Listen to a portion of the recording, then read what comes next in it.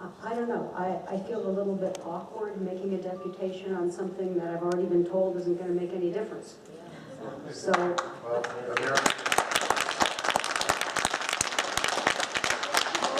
I'm sorry, and you can have your time back. In fairness, as I wanted to indicate to the public, because sometimes when new people come out to meetings, they don't understand that issues have been dealt with here before. And we have a solicitor that's on staff, and her legal opinion that she gave us back in October, and we'll ask her again as to why these reports in her opinion, should not be released at this point in time. And so while you've been here, maybe others have been here, there are some that may have come for the first time because they heard there's this notice of motion that was tabled tonight. And I think in fairness, what I was doing was letting them know that we did deal with this back in October, and we dealt with it based on the advice of the solicitor. So while people are welcome to come and speak to notices of motion, I think it's also part of my role to let them know that we've also made a decision on this based on our solicitor's opinion. So proceed and you can get your time back. all right, through you, Mr. Mayor, if I could just ask Councillor Jones, since this is his motion, do you think there's a point for us doing deputations on this at this point? Absolutely. All right, thank you. Okay, my name is Marilyn Ginsburg. I'm speaking for the Grandview Area Residents Association.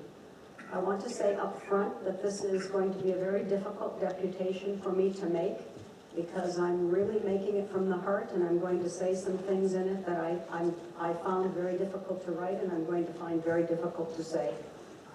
We support the motion by Regional Councillor Jim Jones to have the reports regarding the Markham Arena commissioned by the City of Markham made public for the following reasons. First, Councillor Jones, unlike any of us, has seen the reports and believes that they will be useful for the public's understanding of the proposed project. Second, Councillor Jones is of the opinion that the majority of information contained in the reports is not of a confidential nature.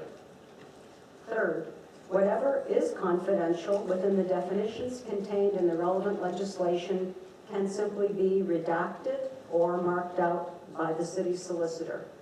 I have seen many confidential documents in my day, and rarely is everything in any document confidential. This council is in the process of adopting a code of conduct and hiring an integrity commissioner. From the public's perspective, one of the major impetuses to wanting a code of conduct was the manner in which this project was initially begun, in secret, without the knowledge even of the majority of council and without the knowledge of members of the public. I have lived in Markham for over 30 years and can say without being dramatic that no issue has had a more damaging effect on the relationship between the citizens and you, their elected officials. Whether it is ever built or not, the process this far is nothing that any of us can ever take pride in. Section 3 of the proposed Code of Conduct outlines its purpose. The very first purpose, A, to ensure that the decision-making process of City Council is transparent, accessible, and equitable. Section 16, titled Transparency and Openness in Decision-Making, states, members shall endeavor to conduct council business and all their duties in an open and transparent manner, so that stakeholders can view the process and rationale which has been used to reach decisions and the reasons for taking certain actions. This section notes that some material may be confidential, but I have already addressed that problem, and it is never acceptable to label information confidential just as a rationale for not releasing it. I am quite sure that if I took the time to ask those members of the public who are here today, and even you on council, to raise your hand if you honestly thought that the manner in which the arena business has been conducted thus far accords with the principles outlined in your code of conduct, not a single hand would or should go up. As a matter of fact, In my opinion, it has been the antithesis of an open and transparent process. This leads me to the fifth reason for supporting this motion. It is time to begin rebuilding the trust between you and us. I personally no longer feel like when I come here representing my community that you and I are on the same team. I feel that citizens of Markham are united in a way as never before, but that the majority of you are not with us.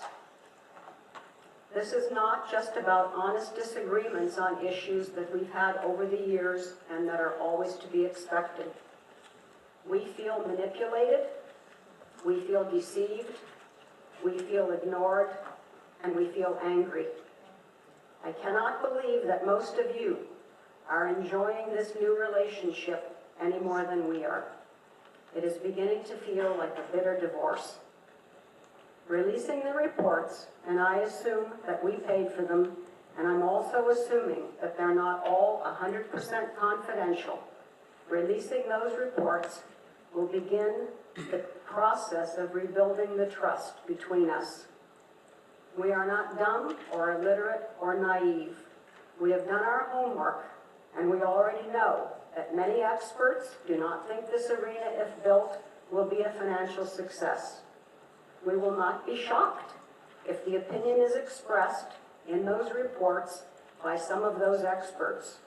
I doubt at this point that we would be shocked by anything in the secret reports, but we would still like to be afforded the respect of finding that out for ourselves.